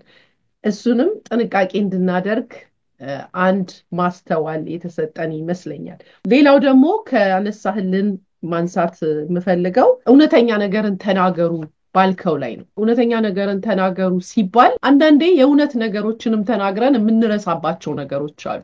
ማስታወሻ ብንይዝ፣ ሁልጊዜ ማስታወሻ መያዝ፣ ዶክመንቶችን በጥንቃቄ ብናስቀምጥ የተጠየቅነውን ደግሞ ለመመለስ የሚመች ይሆናል ብዬ ነው የማስበው። በጣም ልክ ነሽ ኪዲ። አሜሪካ መምጣት ብቻ አይደለም ዋና ዓላማ መሆን ያለበት። አሜሪካ ከገባው በኋላስ ልጆቼ፣ ባለቤቴ እኔን ጆይን ያደርጉኛል ወይ፣ ወደፊት ይመጣሉ ወይ፣ እናትና አባቴ መምጣት ይችላሉ የሚለውን ማሰብ ያስፈልጋል። እዚህ ሀገር መተን ሰራን፣ ደከምን፣ ሁሉን ነገር አደረግን። ግን አንድ እናት እውነተኛ ስቶሪ ነው የምነግርሽ፣ ለ10 ዓመት ያክል ልጇን ጋር መኖር አለመቻል። ምንም ገንዘብ ሊኖራት ይችላል፣ የፈለገችውን መኪና ልትነዳት ትችላለች፣ የፈለገችው ቤት ሊኖራት ይችላል። ነገር ግን ለ10 ዓመት ያክል ልጇን ሳታሳድግ መኖር ለአንድ እናት ምን ያክል ፊል እንደሚያስደርግ አንደርስታንድ እንዲያደርጉ ትፈልጋሉ ኢትዮጵያውያን ኤርትራ። ሁለተኛ በተለይ ፍሮድ ሚስ ሪፕሬዘንቴሽን የሚባለውን በሚመለከት እዚህ የኢሚግሬሽን መስሪያ ቤት በከፍተኛ አይን እንደዚህ ፎከስ አድርገው ከሚያዩ ዙም አድርገው ከሚያዩበት ነገር ውስጥ ነው እና እነዚህ ነገሮችን አቮይድ እናደርግ ነው። ሌላው አንዳንድ ጊዜ ችግር አለ። ለምሳሌ ያልተማሩ ሰዎች ሊሆኑ ይችላሉ። ፎርሙ ኢትዮጵያ ያሉ ሲሞላ የነበረው አንድ ሃይ ስኩል ልጃቸው ይሄን አድርግልኝ ሊሉ ይችላሉ። ወይም ደግሞ ያልተማሩ ሰዎች ሆነው ልጆቻቸው በደንብ ሳያዩት ሊሆን ይችላል። እንደዚህ አይነት ኢኖሰንት አነስት የሆነ ሚስቴኮች ሊኖሩ ይችላሉ። እሱ ደግሞ የታወቀ እነሱን ነገሮች ኮሬክት የምናደርግበት የራሳችን እዚህ ዌይቨር መሙላት ምናምን የሚባሉ ነገሮች አሉ። ግን በተቻለ መጠን ግን አሜሪካ ስለመግባት ብቻ ሳይሆን አሜሪካ ከገባ በኋላ እንዴት ነው የምኖረው፣ ልጆቼን እንዴት አድርጌ ነው የማመጣው፣ ባለቤቴ እንዴት አድርጌ ነው እናትና አባቴ እንዴት አድርጌ ነው የማመጣው፣ ከቤተሰቤ ጋር ጆይን አድርጌ እንዴት ነው የምኖረው የሚለው መታሰብ አለበት። ይሄን አንደርስታንድ አድርጉት ነው። ነገር ግን አሁን ደግሞ በተለያዩ ምክንያቶች ቅድም እንዳልኩት በኢኖሰንትሊ አነስትሊ የተሳሳቱ ሰዎች ይኖራሉ፣ ያልተማሩ ሰዎች። እነሱ ደግሞ እዚህ ሀገር መጥተው ፍሮድ ሚስ ሪፕሬዘንቴሽን አሉ ስለተባለ እነዚህ ሰዎች ወደ ዲፖርቴሽን እንዳይሄዱ ደግሞ ጠበቆች እኛ የምንከራከርበት መንገድ አለ እና ሚስቴኩ ስህተቱ አውቆ ሲሆንና አውቆ ሳይሆን ልዩነት እንዳለው ነው ልነግርሽ የምችለው። ቅድም ሌላ ያነሳሽው ዲጂታል ፕሬዘንሳችን በሶሻል ሚዲያ ላይ የምንናገራቸው ነገሮች የምናወጣቸው ነገሮች ምንድን ናቸው የሚለውን ማሰብ ያስፈልጋል። እንደ ጥሩነቱ እኛ እንግሊዝኛ ተናጋሪዎች አይደለንም፣ አማርኛም ትግርኛንም የምናወራው። ስለዚህ አብዛኛው የአሜሪካ ሰዎች የምናወራውን ነገር ላይረዱት ይችላሉ እና ወደ ፍርድ ቤትም ምናልባት እርስ በርሳቸው ኢትዮጵያውያን ተካሰው ካልሆነ በስተቀር እንደዚህ አይነት ነገሮች ስለማይመጡ ያ ትንሽ የጠቀምን ይመስለኛል እንጂ እንግሊዝኛ እየተናገርን ቢሆን በጣም ብዙ ችግር ውስጥ ልንወድቅ እንችላለን የሚል ሀሳብ ነው ያለኝ። ግን የተለያዩ ቴሮሪስት የሆኑ አሸባሪ የሆኑ የታወቁ ሰዎችን ፎቶግራፍ ፕሮፋይል አድርጎ አንድ ሰው አሜሪካ ውስጥ ለመምጣት ማሰብ በጣም አስቸጋሪ ነው። ስለዚህ ይሄን አንደርስታንድ መደረግም አለበት ነው። መልካም። አንዳንድ ጊዜም ደግሞ መዘናጋት አያስፈልግም። በዚህ ዘመን ቋንቋን መተርጎም በጣም ቀላል በሆነበት ዘመን በተለይ ደግሞ በዛ የፖለቲካ አቋም የተበሳጨ ሰው ሪፖርት ካደረጋቸው መጠንቀቅ አለባቸው፣ መዘናጋት የለባቸውም ብዬ ነው የማስበው በዚህ ጉዳይ ላይና እንደ ማጠቃለያ አንዳንድ ምናልባት ሙያዊ ወይም ወንድማዊ ምክርህን ልትሰጣቸው የምትችልበትን አንዳንድ ጥያቄዎች ባነሳ ደስ ይለኛል። የአሜሪካን ዜግነት ከሌላቸው ውጪ እንግዲህ በብዛት በአሁን ሰዓት የምናየው አንዳንድ ችግሮች ሲያጋጥሟቸው ነው። ኤርፖርት ላይም ሊሆን ይችላል የተለያየ ነገር። ስለዚህ እነሱ ምን ጥንቃቄ ያድርጉ እንደው በአጠቃላይ የሚለውና ግሪን ካርድ ያላቸው ኢትዮጵያኖች በዚህ ወቅት ወደ ኢትዮጵያ ለመሄድ የሚያስቡ አሉ። ይሄንን ሁሉ ዜና ሰምተው ፍርሃት ላይ ያሉ አሉና ምን ይመከራል መሄድ ካለባቸው ወይም ከሌለባቸው? ወይም ደግሞ ከኢትዮጵያ በአሁን ሰዓት ያሉ አሉ ግሪን ካርድ ሆልደር የሆኑ ማለት ነው። እነሱስ ኤርፖርት ላይ ሲመጡ ምን ጥንቃቄ ያድርጉ? ይሄንን በሚመለከት ከዚህ በፊትም እንደተናገርኩት ግሪን ካርድ ያለው ሰውና አሜሪካ ውስጥ የመኖሪያ ፈቃድ ያለው ብለን ብንተረጉመው ግሪን ካርድን ያለው ሰውና የአሜሪካ ዜግነት ያለው ሰው ኦልሞስት ተመሳሳይ መብት ነው ያላቸው። የአሜሪካ ዜግነት ምናልባት የመምረጥ መብት አለው፣ ወይም ጁሪ አካባቢ ጁሪ እንደ ጁሮር ሆኖ የመቀመጥ መብት አለው፣ ወይም አንዳንድ ቦታ ደግሞ መምህር፣ ፖሊስ ኦፊሰር የሚሆኑበት አሰራር ካልኖረ በስተቀር በአብዛኛው የመኖሪያ ፈቃድ ያለውም ሰው ሲቲዝንም ወይም ደግሞ ዜግነት ያለው ሰው በህገ መንግስት ውስጥ የተቀመጡት ሁሉም መብቶች አሉት። ብዙ የሚያሳስብ ነገር የለውም። ከዚህ በፊት የምተናገርኩት ግሪን ካርድ የሚኖረን የዜግነት የሚኖረን ቪዛ የሚኖረን ወንጀል ነክ ከሆኑ ነገሮች ራሳችንን ማራቅ አለብን ነው። የዲፖርቴሽን ኦርደር ያለባቸው ዲፖርቴሽን ፕሮሲዲንግ ውስጥ ያሉ ፍርድ ቤት ኢሚግሬሽን ኬዛቸው ዲፖርት መደረግ አለብህ የለብኝም የሚሉ ክርክር ያላቸው ሰዎች ግሪን ካርድ ቢኖራቸውም እነሱ አሁን ኢንተርናሽናሊ ወደ ከአሜሪካ ውጭ ትራቭል ባያደርጉ ይመከራል። ነገር ግን ችግር የሌለባቸው ሰዎች የ10 ዓመት ግሪን ካርድ ያላቸው ሰዎች ኢትዮጵያ ያሉ ኤክስፓየር የማያደርግባቸው ሰዎች ከሆኑ ግን ትራቭል ማድረግ ይችላሉ። ምንም ችግር የለውም። ችግር አለው ብለው ከሚያስቡ ከሆነ የሚያስጨንቃቸው ከሆነ ግን ጠበቃቸውን መደወል ይችላሉ። እኔም ጋር መደወል ይችላሉ። እንደዚህ ሊሄድ አስቤያለሁኝ፣ የኔ ጉዳይ ይሄ ነው፣ አሁን ትራቭል ባደረግ ይሻላል ወይስ አይሻልም የሚለውን በሚመለከት የእያንዳንዱን ሰው ስፔሲፊክ ፋክት እያየን የምንናገረው ነገር ሊኖር ይችላል። አሁን የምናገረው ጀነራሊ ስለሆነ ማለት ነው። ስለዚህ እሱን በዚህ አንደርስታንድ እንዲደረግ ፈልጋለሁኝ።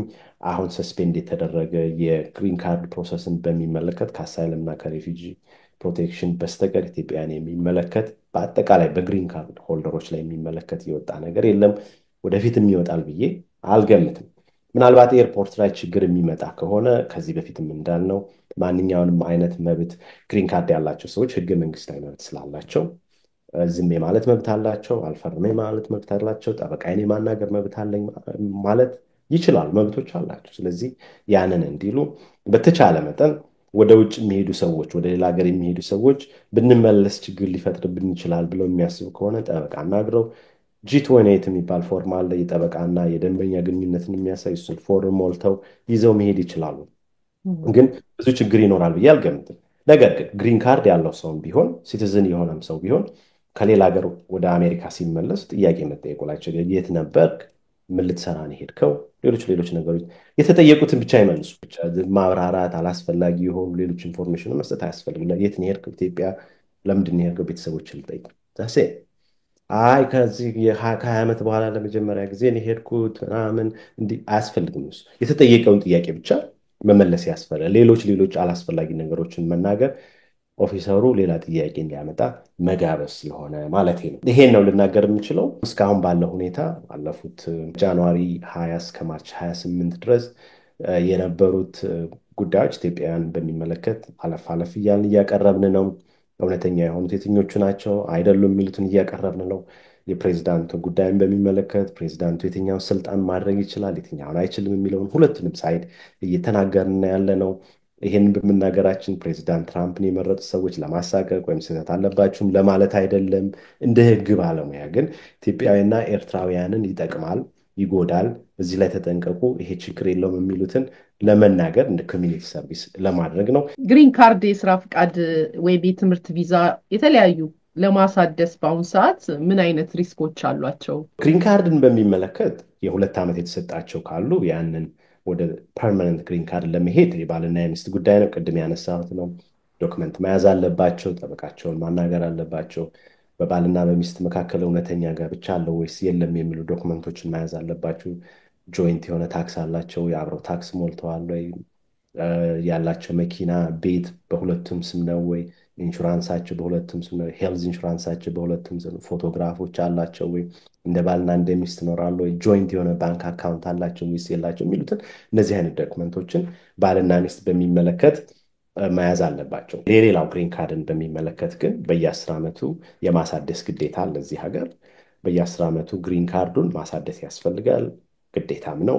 ነገር ግን ምናልባት በዚህ 10 ዓመት ውስጥ እያሉ ግሪን ካርዱን ይዘው ምናልባት ያልሆነ ችግር ውስጥ የገቡ ሰዎች ካሉ እነሱ ጠበቃቸውን እያናገሩ በአሁኑ ሰዓት እንደዚህ አይነት ችግር አለ፣ ግሪን ካርድ ባመለክት ምን ፖዚቲቭ ሳይድ አለው፣ ምን ኔጌቲቭ ሳይድ አለው ሪኒው ለማድረግ የሚለውን በሚመለከት አሰስ ማድረግ ያስፈልጋል። በደንብ አድርጎ ክሪቲካሊ ማሰብ ያስፈልጋል። ግን ሲቲዝን መሆን የሚፈልጉ ሰዎች ካሉ ቀደም ለመናገር እንደፈለኩት አሁን የሲቲዝንሺፕ አፕሊኬሽን በሚመለከት የትራምፕ መንግስት ሲሪየስሊ እያየው ነው ያለው። ለሚገባቸው ብቻ ችግር ለሌላቸው ብቻ እንሰጣለን እየተባለ ስላለ ግሪን ካርድ ያላቸው ሰዎች በግሪን ካርዱ ዘመን አንዳንድ ችግሮች ያላቸው ከሆነ በአጠቃላይ ነው የማወራው። አሁን የሲቲዝንሺፕ አፕሊኬሽን ትንሽ ቢያዘገዩ ጥሩ ነው የሚል ሀሳብ አለኝ። ምክንያቱም የሲቲዝንሺፑን አፕላይ አድርገው ዲግ ተደርጎ ያሉት ኢንኮንሲስተንሲስ እንዲህ ብለህ ነበር እንዲህ ሆኗል፣ ልጅ የለኝም አሁን ልጅ አለ፣ አላገባሁም ብለህ ነበር ግን አግብተህ የመጣኸው፣ ፊያንስ ያለ ግን እንደዚህ የሚባሉ ነገሮች ስላሉ አሁን በተቻለ መጠን የተነሳ አቧራ እንትን እስከሚል ድረስ የሲቲዝንሺፕ አፕሊኬሽን በተለይ ችግር ያለባቸው ሰዎች ባይጠይቁ ይመከራል። ነገር ግን እንደዚህ ችግር ያለባቸው ሰዎች ግን ጠበቃቸውን በደንብ ቁጭ ብለው ማናገር አለባቸው። እንደዚህ ችግር ነበር፣ እንደዚህ ችግር አለብኝ፣ አሁን የዜግነት አቤቱታን ባመለክት የዜግነቱን አገኛለሁ እሺ የዜግነትንስ ባላገኝ ወደ ግሪን ካርድ ችግር ይመጣል ወይስ አይመጣም የሚለው ማሰብ ያስፈልጋል። በደንብ አድርጎ ማሰብ ያስፈልጋል የሚል ሀሳብ ነው ያለኝ። ስለዚህ ግሪን ካርዱ በሰዓቱ የማሳደስ ግዴታ አለ። ሲቲዝንሺፕ ለማመልከት ዜግነት ለማመልከት ግን አሁን እዚህ ዘራይት ታይም የሚለው ትንሽ ጥያቄ ያለኝ በእኔ ኤክስፒሪየንስ። ነገር ግን ሰዎች ግን ከጠበቃዎቻቸው ጋር እንዲነጋገሩበት መመክረው። መልካም ቢካዝ አንዳንድ ቦታ ላይ ምናልባት የሚሰማው የትራፊክ ትኬትም ሊሆን ይችላል ምንም አይነት ነገር ከህግ ጋር የተነካኩት ነገር ካለ በኢሚግሬሽን ጉዳይ አስጊ የሚሆንበት ሁኔታ አለ። ቢያስቆሟቸው በአጋጣሚ የሚባል ሁኔታ አለ። ምን ያህል እውነታ አለው ይሄንና ከዛ ጋር ያይዘን እንዳጠቃላይ ደግሞ ያው ስለ ግሪን ካርድ ስላነሳን የመጨረሻውን ጥያቄ ማንሳት የምፈልገው አንዳንድ ኢትዮጵያውያን ኤርትራውያን ቤተሰቦቻቸውን ግሪን ካርድ ያወጡላቸውና እንደ ትራቨል ዶክመንት ነው የሚጠቀሙበት። እዚህ የተወሰነ ዓመት ይኖራሉ፣ እዛ አሜሪካን የተወሰነ ዓመት ይኖራሉ። እነሱንም ግሪን ካርድ የሚያስነጥቃቸው ሁኔታ እንዳለ ነው የሰማሁትና የትራፊክ ትኬት በሚመለከት በሰዎች ላይ ከፍተኛ የሆነ ወንጀል አይደለም። ስለዚህ በግሪን ካርድ አፕሊኬሽናቸውም ላይ ቢሆን በዜግነት አፕሊኬሽናቸውም ላይ ቢሆን ትልቅ ተጽዕኖ ያሳድራል ተብሎ አይገመትም፣ አይታሰብም። ነገር ግን የትራፊክ ትኬት ብቻ አይደለም፣ ትራፊክ በሚያቆማቸው ጊዜም ያላቸው መብት ምንድን ነው የሚሉትንም ከዚህ በፊት ተናግረናል። ስፔሻሊ የድራይቪንግ ላይሰንስ ያላቸው ኤክስፓየር ያልሆነ ድራይቪንግ ላይሰንስ ሊኖራቸው ይገባል። ምን አይነት ስታተስ እንዳላቸው ሊያሳዩ የሚችሉ መታወቂያዎች፣ ሬሲት ኖቲሶች፣ ግሪን ካርድ እና የተለያዩ ነገሮችን ይዘው እንዲሄዱ ከዚህ በፊትም ወይም ደግሞ ኬሪ አድርገው እንዲንቀሳቀሱ ከዚህ በፊት ለመናገር ሞክረናል። ነገር ግን አንዳንድ የትራፊክ ወንጀሎችን ከፍተኛ ወንጀሎች ናቸው። ለምሳሌ ዲዩአይ ጠጥቶ ማሽከርከር፣ ሞራል ተርፒቲዩድ የሚባል ነገር አለ። አንድ ሰው እዚህ ሀገር ዜግነት ለማግኘት ሞራል እንዴት ነው ሰውየው የሚለውን ከሚገመገምባቸው ነገሮች አንዱ ስለ ዲዩአይ። አላስፈላጊ ለምሳሌ ድራግ ዓለም ውስጥ መግባት፣ ድራግ ማሻሻል እና የተለያዩ ነገሮች ግን በትራፊክ ጉዳይ ላይ ዲዩአይ ካለ እሱ በጣም አስቸጋሪ ነው፣ መጠንቀቅ ያስፈልጋል። በትራፊክ ጉዳይ ላይ ግድያ፣ የሰው መሞት ምናምን ካለበትም እሱም በጣም አስጊ ጉዳይ ሊያመጣ የሚችል ነው። ስለዚህ የትራፊክ ኢንሲደንቶችን በሚመለከት እንደ ትራፊክ ትኬት አይነቶች ምልሽ አንዳንዴ ስህተትም ሳይኖር ትራፊክ ትኬት ልትሰጭ ትችላለሽ። ሄደሽ ፍርድ ቤት ትከራከሪያለሽ። አይደለም ይሄ ተከበረው ፍሬ ልክ አይደለም ብለሽ ወይም መከፈል የሚገባ 100-200 ብርም ከፍለሽ ልትወጪ ትችላለሽ። ነገር ግን ወንጀል ያለበት በተለይ እንደ ዲዩአይ አይነቱ በጣም መጠንቀቅ ያስፈልጋል የሚል ነው። ሌላው እናቶችና ግሪን ካርድን በሚመለከት እናቶች እዚህ አሜሪካን ሀገር ልጆቻቸውን ሊያዩ ይመጣሉ፣ መምጣት ይፈልጋሉ። ነገር ግን አይወዱትም። የሆነ ሰዓት ላይ በቃ እኔ ኢትዮጵያ ሄጄ ከጎረቤቶቼ ጋር ቡናዬን እየጠጣሁ ወይም ኤርትራ ሄጄ ከጎረቤቶቼ ጋር ቡናዬን እየጠጣሁ መኖር ነው የምፈልገው፣ የዚህ ቤት ውስጥ ታስሮ መኖር አልፈልግም ይላሉ እናቶች። ዊናባ እዚህ አይደል? ልጆቻቸው ደግሞ ቶሎ እዚህ መጀመሪያውን ፕሮሰስ እናደርግ ላይ ይምጡ፣ እናቴ ትምጣልኝ፣ እንዲትረዳኛለች፣ አብሬ መኖር ፈልጋሉ ይላሉ። እና እናቶቻችን አይፈልጉም። በአብዛኛው አይደለም ግን የማውቀው ኤክስፔሪየንስ እንደዛ አለ። ሁሉም እናቶች ልል አልችልም። የሚፈልጉት ምንድነው? ሀገራቸው ተመልሰው ልጆቻቸውን የልጅ ልጆቻቸውን እዛው እያዩ ከጎረቤታቸው ጋር ቡና እየጠጡ ምንም በቃ ሳይጨናነቁ አንድ ቤት ተዘግተው ሳይውሉ መኖር ነው የሚፈልጉት። ነገር ግን ግሪን ካርድ ደግሞ እጃቸው ላይ አለ። ግሪን ካርድ መያዝ ማለት የመኖሪያ ፈቃድ መያዝ ማለት አሜሪካን ሀገር ውስጥ ፐርማነንትሊ ለመኖር አሰባለኝ፣ ሌላ ሀገር አልኖርም፣ ሌላ ዓለም ውስጥ ያለኝ ግንኙነት አቋርጬ አሜሪካ ውስጥ ሙሉ በሙሉ እዚህ ሀገር የመኖር ፍላጎት ነው ያለኝ፣ ኢንቴንሽን ነው ያለኝ። ስለዚህ ዶሚሳይል የሚባለው ይሄ ቴክኒካል ተርም አሜሪካ ነው። ስለዚህ ለዛ ነው ግሪን ካርዱን የተሰጠኝ ብለው ነው የሚወስዱት። ያ ማለት መኖሪያ ፈቃድ ያለው ሰው አሜሪካ ውስጥ የመኖር ግዴታ አለበት ነው። ግሪን ካርዱን ለመጠበቅ ከፈለገ ወይም ግሪን ካርዱ ኤክስፓየር ሳያደርግ ለመኖር ከፈለገ። ነገር ግን ግሪን ካርዱን ይዘው ከአሜሪካ የሚወጡ ሰዎች ካሉ አስፈላጊም ከሆነ ለምሳሌ ሐኪሞች አሉ፣ ዶክተሮች አሉ፣ ለሪሰርች ሌላ ሀገር ሊሄዱ ይችላሉ። ፕሮፌሰሮች አሉ፣ ለ2 ወር ለ3 ወር ሄደው አስተምረው የሚመጡ አሉ። የተለያዩ ሰዎች አሉ። እነሱ በሚመለከት ቴምፖራሪ ነው ሄደው አንድ ኮርስ ምናልባት ኬንያ ውስጥ አንድ የዓለም አቀፍ ኢንተርናሽናል ሎ ኮርስ አስተምረው የሚመጣ ሰው ሊኖር ይችላል። ግሪን ካርድ ኖሮት ችግር የለውም፣ ቴምፖራሪ። ነገር ግን ከ6 ወር በላይ ከአሜሪካ ውጭ ግሪን ካርድ ይዞ እየኖረ ያለ ሰው ከዚህ በፊት የተናገረውን ኢንቴንሽን አሜሪካ ውስጥ የመኖር ፐርማነንትሊ የመኖር ኢንቴንሽን አለኝ የሚለውን ግን ፋክቹዋሊ የተቃወመው ፋክቹዋሊ ወደ ሌላ ሀገር እየኖረ ነው ማለት ነው። ስለዚህ እንደዛ የሚሆን ከሆነ ከ6 ወር በላይ ሰዎች የሚኖሩ ከሆነ ግሪን ካርዳቸውን አባንደን የማድረግ ፖሲቢሊቲያቸው በጣም ከፍተኛ እየሆነ ነው የሚመጣው። ነገር ግን ግሪን ካርዳቸውንም ጠብቀው ከ6 ወር በላይ ከአሜሪካው ወጥተው መኖር የሚፈልጉ ሰዎች ካሉ ትራቭል ዶክመንት ይባላል። I-1 under 31 ይባላል። ይሄ ትራቭል ዶክመንት ምንድን ነው? ኢትዮጵያ ውስጥ ሄጄ ለምሳሌ የሆነ መንገድ ላይ ትልቅ ቤት አለኝ። ያ በእንትኑ መሰረት ቤቱ ሊፈርስ ነው። ስለዚህ ያንን ጉዳይ በሚመለከት ገንዘቡን ሁሉንም ነገር እኔ እዛ ሀገር ወኪል የለኝም። ይሄን ነገር ጨርሼ አፍርሰው ገንዘቡን እስከሚሰጡኝ ብዙ ልቆይ ይችላለሁ። 1 ዓመት 2 ዓመት ልቆይ ይችላለሁ። ነገር ግን ስቲል መኖር የምፈልገው አሜሪካ ነው አይነት ነገር ትራቭል ዶክመንት። ስለዚህ ትራቭል ዶክመንት ይዘው ቢሄዱ ጥሩ ነው የሚል ሀሳብ አለኝ። ነገር ግን ከ6 ወር በላይ አንድ ሰው ከአሜሪካ ወጥቶ በሄደ ቁጥር በኖረ ቁጥር ግሪን ካርድ የማጣት ፖሲቢሊቲውም ችግር ውስጥ ይገባል። ሌላው ግሪን ካርድ ያለው ሰው ለምሳሌ 5 ዓመት እዚህ ከቆየ በኋላ ሲቲዝን መሆን አፕላይ በሚያደርግበት ጊዜ ከዚህ ሀገር ወጥቶ 8 ወር 9 ወር 10 ወር ከቆየ የ5 ዓመት አይቆጠርላቸው። ምክንያቱም 8 ወር 9 ወር እዛ ስለኖረ 5 ዓመቱን ማሟላት አይችሉም። ስለዚህ ሲቲዝንን የዜግነት መብታቸውንም የሚያጡበትን መንገድ አለ። ከዚህ ሁሉ ግን ትራቭል ዶክመንት ይዘው መሄድ ይችላሉ። ግን አንዳንዴ እናቶቻችን አባቶቻችን እዚህ መኖር አይፈልጉም። ግሪን ካርዱ ይዞ ኤክስፓየር ቢያደርግም ግን አንድ ጊዜ አሜሪካ ውስጥ ስለገቡ በቢ1 በቢ2 ቪዛ በቪዚት ቪዛ እየወጡ መግባት ይችላሉ።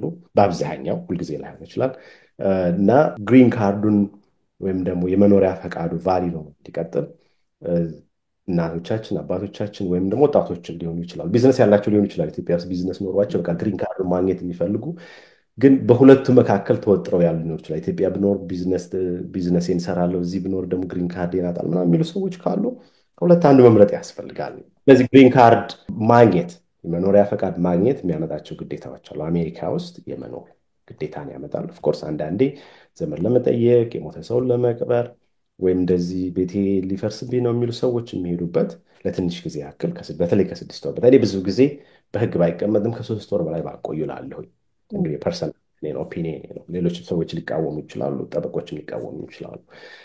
ግን ግሪን ካርዱ የሚጠይቀውን ግዴታ ግን ማሟላት ያስፈልጋል ግሪን ካርዱን ይዞ ለመቆየት እዚህ ሀገር።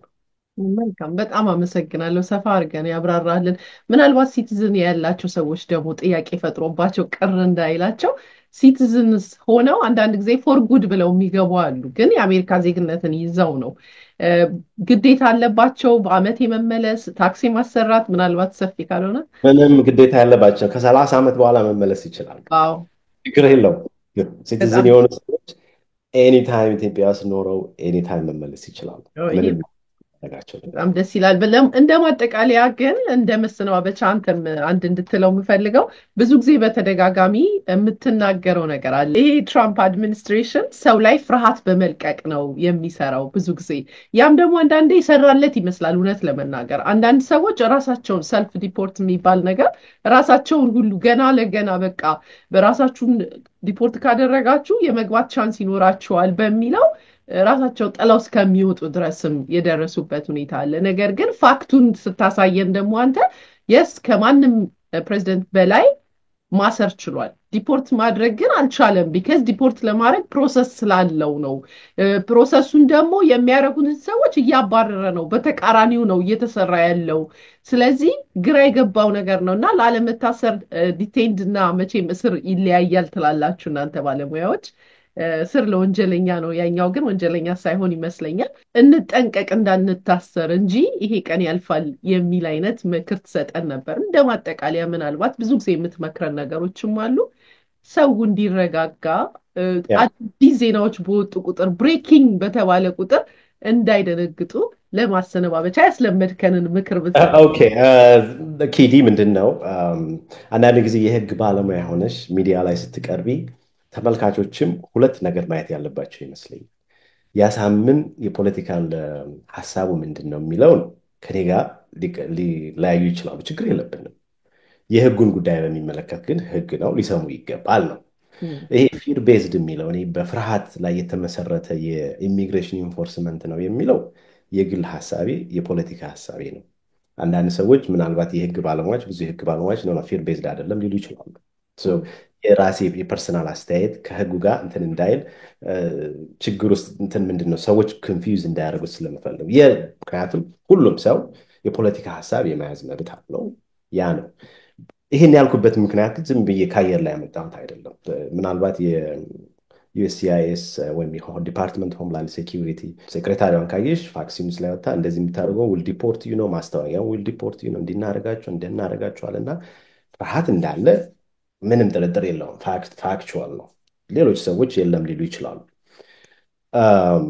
ግን አሁንም እኔ ደጋግሜ የምናገረው ሰዎች ሁለት ነገር እንዲያስቡ ፈልጋለሁ። አንደኛው እኔ በምናገረው ነገር ብቻ ኮንፊደንስ ውስጥ ገብተው መስራት የሚገባቸውን ነገር ሳይሰሩ እንዳይቀሩ መሆን አለበት። ለምሳሌ አሳይለም የጠየቀ ሰው አሳይለም ኬዙን በደንብ ማደራጀት ያስፈልገዋል። በዶክመንት ማደራጀት ያስፈልገዋል። አፊዳቪቱን ማንበብ ያስፈልገዋል። ኤክስፒሪየንስ ማየት ያስፈልገዋል። ከጠበቃ ጋር ቁጭ ብሎ ማውራት ያስፈልገዋል። ሁሉም ሰው በነፊት የሚጠይቅ ሰው በትክክል ለኬዜ ምን እየሰራሁ ነው የሚለውን በደንብ እያሰበበት መቆየት አለበት። ስለዚህ እንደዚህ ተብሏና ምንም ችግር የለውም ምናምን ሊባልም አይችልም በአንድ በኩል። በሌላ በኩል ደግሞ ፊሩን ብቻ እያሰቡ ዛሬ እንዲህ ያደርጉና ዛሬ እንዲህ ህጉ ይወጣል።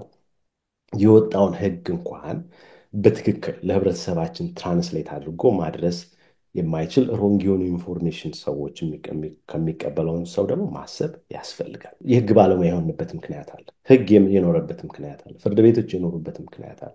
ህጉ በትክክል የትኛው ነው የሚለውን የወጣው ህግ እኛን አፌክት ያደርገናል አያደርገንም፣ ኢትዮጵያውያን ይነካል አይነካም የሚለውን ደግሞ ከህግ ባለሙያ መረዳት ያስፈልጋል። ስለዚህ በአንድ በኩል ኬዛቸውን ሰዎች በደንብ አድርገው አጥንተው የሚያስፈልጉ ዶክመንቶችን እየያዙ እየሰበሰቡ መቆየት አለባቸው። በሌላ በኩል ደግሞ ከሚነዛው ውዥንብር ራሳቸውን ደግሞ ማራቅ አለባቸው የሚል ሐሳብ ነው ያለኝ።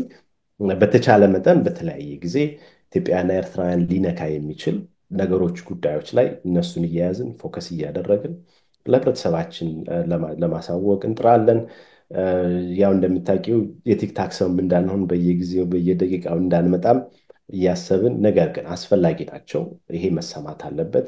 ህብረተሰባችን ይሄን ሊያውቅ ይገባል የሚሉትን ነገሮች ይዘን እየመጣን ለማብራራት ለመናገር እንፈልጋለን። ከዚህ በፊት ተናግሬዋለሁ። የትራምፕ አድሚኒስትሬሽን 4 ዓመት ሰርቫይቭ አድርገናል። አሁንም ይሄኛውንም ሰርቫይቭ እናደርጋለን። እጅግ በጣም ጠቃሚ የሆነ ጥሩ ቆይታ ነበረን። እንደ ሁልጊዜው እጅግ በጣም አድርጌ አመሰግናለሁ በእኔና በተመልካቾቼ ስም። እንግዲህ የግል የራሳችሁ ጉዳይ የሆነ ነገር ካለ ጠበቃ አሳምነን ደውላችሁ ማግኘት ትችላላችሁ። ኮንታክቱን እንተውላችኋለን። ዋናው ተረጋግቶ እሱም እንዳለው ይሄ ጊዜ እስከሚያልፍ ድረስ እኔ ምን ላድርግ ነው እንጂ እንደው ዝም ብሎ ባለሙያ ካልሆነ እንደው በዚህ በተለይ በኢሚግሬሽን ዙሪያ የአስተያየትና ሐሳብን ባትሰሙ ጥሩ ነው፣ ለጤናችሁም ጥሩ አይደለም ብዬ ነው ማስበው። በተረፈ እንግዲህ ሁላችሁንም ባላችሁበት እግዚአብሔር ይጠብቃችሁ። በተለይ ወረቀት የሌላችሁ ይሄ ጊዜ ያልፋል ብላችሁ የምትጨነቁ ይገባናል። እንደኛ ይሄንን አስበን ጊዜውን ሰጥቶ ይሄንን ሙያዊ ምክር የሚሰጠን ስለምናውቅ ነው። ኢትዮጵያዊነት ኤርትራዊነት ምንድነው ተናግሮታል። ምን አይነት ቫልዩ አለ ለኛ መምጣቱ የሚለውን ስለዚህ ስለሚገባን ነው። ተረጋግታችሁ ለመኖር እንድትሞክሩ ነው ይሄንን ፕሮግራም የምንሰራው። እናንተም ደግሞ ላይክ በማድረግ ድጋፋችሁን አሳዩን ለማለት ፈልጋለሁ። እስከመጨረሻ አብራችሁን ስለነበራችሁ እጅግ በጣም አድርጌ አመሰግናለሁ። እንዲሁም ጥያቄ የፈጠረባችሁ ነገር ካለ ግላዊ ነገር ካልሆነ በስተቀር ጀነራል ከሆነ በጥያቄ አስቀምጡልን። በሚቀጥለው ደግሞ እናነሳዋለን። በጣም አመሰግናለሁ። አሳምን በድጋሚ ተመልካቾቻችን የነበረን ጊዜ ይህን ይመስል ነበረ። በሌላ ዝግጅት እስከምንገናኝ ቸር ቆዩልን።